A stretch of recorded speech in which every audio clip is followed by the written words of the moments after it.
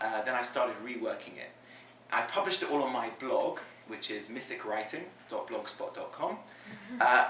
But I've been reworking it, and I realized I needed to change things around and add some extra scenes and things like that. I find I'm a very terse writer, so what I think I've sketched something out in one sentence, it turns out it needs a little bit more for other people to understand what I mean by that. So I've been trying to expand it. And this scene is taken from the first section of the book, which is when Asher is in his lowest point. The first section is all the titles of the chapters are taken from chapter 5 of Song of Songs. This chapter is called I've Taken Off My Robe. And the line ends, must I put it on again? I've taken off my robe is the title.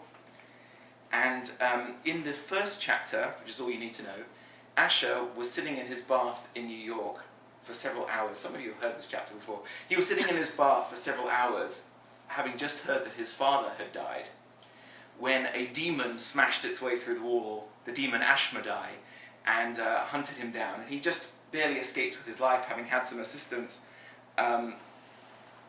And that was some time ago, and now he's gone to his father's funeral. Sort of is in denial about the whole experience. And this is Radiance. Anyone who's read the book thinks I need to say anything else? Okay.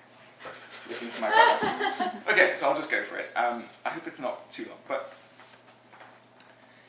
Asher pulled the coat closer around him, feeling the light fall of rain begin to seep through to his skin despite his best efforts, and the large umbrella being held over him by Uncle Melvin, not really one of his uncles at all, but an old family friend. After 7 years in America, he'd almost forgotten how much he hated English summers.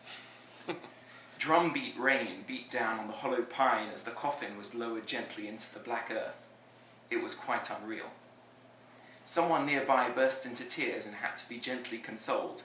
It would not do to have too great a display of emotion.